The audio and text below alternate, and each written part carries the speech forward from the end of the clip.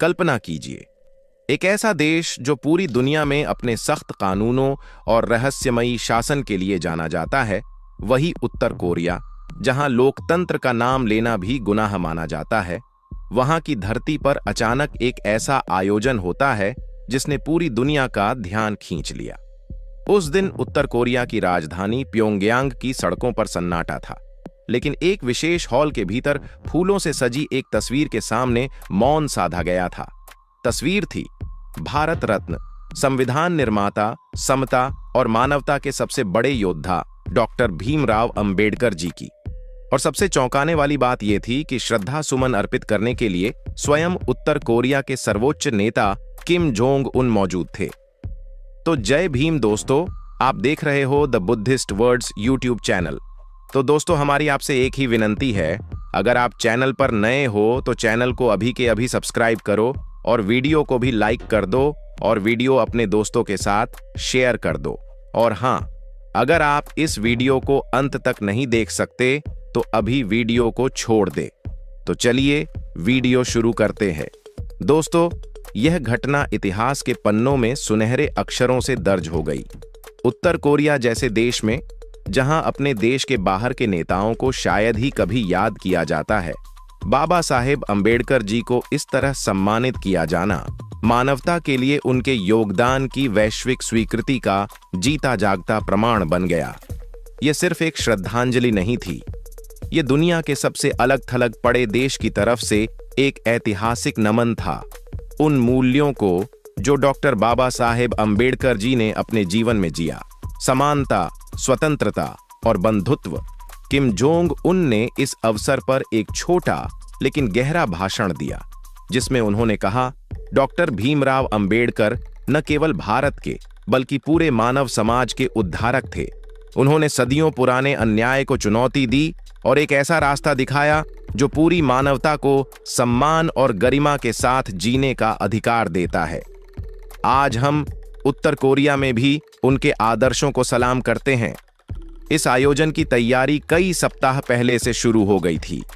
उत्तर Korea की सरकार ने विशेष रूप से भारतीय दूतावास से संपर्क कर बाबा साहेब अंबेडकर जी के जीवन और संघर्ष पर आधारित दस्तावेज मंगवाए थे। वहां के कलाकारों ने उनकी जीवन यात्रा को चित्रों और प्रदर्शनी के माध्यम से प्रस्तुत किया। हॉल के चारों ओर अंबेडकर जी के जीवन के प्रमुख पड़ावों, उनके बचपन के संघर्ष, कोलंबिया विश्वविद्यालय में शिक्षा, भारत लौटने पर सामाजिक क्रांति और संविधान निर्माण के महान कार्य को चित्रों के रूप में दर्शाया गया था। उत्तर कोरियाई जनता के बीच यह आयोजन एक अनोखी जिज्ञासा का विषय बन गया। जिन लोगों ने पहले कभी बाबा साहेब का नाम नहीं सुना था, वे भी इस आयोजन में भाग लेने पहुंचे। स्कूलों और विश्वविद्यालयों में विशेष व्याख्यान आयोजित किए गए, जहां छात्रों को बताया गया कि कैसे डॉक्टर अंबेडकर जी ने न केवल भारत बल्कि पूरे विश्व के लिए समानता और मानवाधिकारों की एक अमिट मिसाल कायम की। उत्तर कोरिया में भीम जयंती के आयोजन ने पूरी दुनिया को चौंका दिया। भारत में इसे गर्व की भावना से देखा गया। मीडिया में इसकी जमकर चर्चा हुई। अंतर्राष्ट्रीय स्तर पर भी इस कदम की सराहना की गई कि कैसे बाबा साहेब अंबेडकर जी का संदेश सीमाओं को पार कर रहा है और उन देशों में भी पहुंच रहा है जहां लोकतंत्र की अवधारणा तक सीमित है। कई राजनीतिक विश्लेषकों ने कहा कि यह आयोजन उत्तर कोरिया के लिए भी एक संदेश था, अपने देश में भी सामाजिक समानता और मानवाधिकारों की दिशा में कदम बढ़ाने का संकेत। हालांकि उत्तर कोरिया की सख्त नीतियों में कोई बड़ा बदलाव तुरंत देखने को नहीं मिला, लेकिन एक नई सोच के बीज जरूर बोए गए। दुनिया के अलग अलग हिस्सों में रहने वाले अंबेडकर अनुयायियों के लिए यह गर्व और आश्चर्य का पल था। सोशल मीडिया पर अंबेडकर इन नॉर्थ कोरिया ट्रेंड करने लगा। लाखों लोगों ने इस खबर को शेयर किया और बाबा साहेब की वैश्विक स्वीकार्यता पर खुशी जताई। यह बात भी उल्लेखनीय है कि बाबा साहेब अंबेडकर जी ने जिस समता और न्याय का सपना देखा था, वह किसी भूगोल की सीमा में बंधा नहीं था। उन्होंने कहा था, मैं ऐसे धर्म को मानता हूं जो स्वतंत्रता, समानता और भाईचारा सिखाता है। यह संदेश आज उत्तर कोरिया की दीवारों से भी गूंज उठा।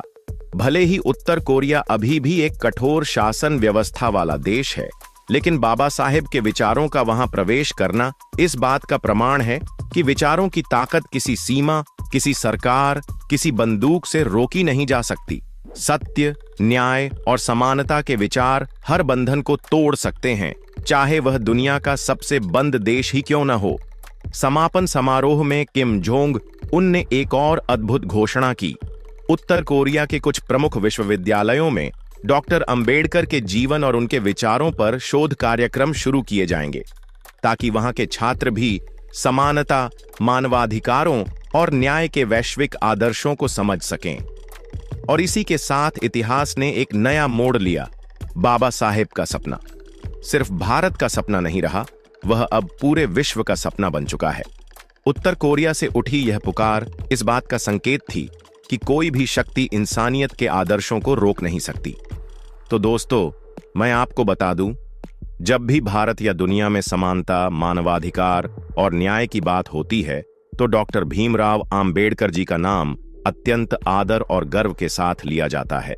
वे केवल भारत के एक महान समाज सुधारक, विधिवेत्ता और संविधान निर्माता नहीं थे, बल्कि मानवता के एक ऐसे नायक थे जिन्होंने उन लोगों के लिए आवाज उठाई जिन्हें सदियों से दबाया और कुचला गया था। यही वजह है कि बाबा साहेब को महान कहा जाता है। उनके विचार, उनका संघर्ष और उनके द्वारा छोड़ी गई विरासत ने न सिर्फ भारत बल्कि पूरे विश्व में करोड़ों लोगों को प्रभावित किया है। इसलिए आज अमेरिका, कनाडा, इंग्लैंड, जापान जैसे बड़े देशों में भी उनकी जयंती मनाई जाती है। बाबा साहेब आम्बेडकर जी का जन्म 14 अप्रैल 1891 को एक दलित परिवार में हुआ था। जन्म से ही उन्होंने भेदभाव और अपमान का सामना किया, लेकिन उन्होंने अपने भीतर शिक्षा की शक्ति को समझा और इसे अपना सबसे बड़ा हथियार बनाया। बचपन से लेकर जीवन के अंतिम क्षण तक उन्होंने सामाजिक असमानता के खिलाफ संघर्ष किया। उन्होंने यह कभी नहीं स्वीकारा कि कोई भी व्यक्ति जन्म के आधार पर ऊंचा या नीचा हो सकता है। उन्होंने शिक्षा, संगठन और संघर्ष के मंत्र से लाखों लोगों को एकजुट किया और एक नई क्रांति की शुरुआत की। बाबा साहेब की महानता का सबसे बड़ा प्रमाण यह है कि उन्होंने केवल शिकायतें नहीं की, बल्कि उन्होंने व्यावहारिक समाधान भी दिए। वे भारत के संविधान के प्रमुख शिल्पकार बने और एक ऐसा संविधान रचा जो सभी नागरिकों को समानता, स्वतंत्रता और बंधुत्व की गारंटी देता है। जब पूरी दुनिया साम्राज्यवाद और नस्लभेद के संकट से जूझ रही थी, तब बाबा साहेब ने भारत जैसे विविधतापूर्ण देश के लिए एक ऐसा संविधान लिखा जो आज भी सबसे प्रगतिशील और समावेशी दस्तावेजों में गिना जाता है। यह संविधान सिर्फ कानूनों का संकलन नहीं है, बल्कि यह बाबा साहेब के सपनों का दस्तावेज है। एक ऐसा सपना जिसमें हर व्यक्ति को बराबरी का हक मिले, चाहे वह किसी भी जाति, धर्म, लिंग या वर्ग से संबंध रखता हो। बाबा साहेब आम्बेडकर ने न केवल हमें आजादी के अर्थ को सिखाया, बल्कि हमें यह भी सिखाया कि असली आजादी तब मिलती है जब हर व्यक्ति को सम्मान और बराबरी का हक मिलता है। उनकी जयंती दुनिया भर में मनाई जाती है क्योंकि वे हर इंसान को अपने सपनों को सच करने का साहस और दिशा देते हैं। उनका संदेश स्पष्ट है, तुम जो भी हो, जहां भी हो, उठो, पढ़ो, संघर्ष करो और एक बेहतर दुनिया का निर्माण करो।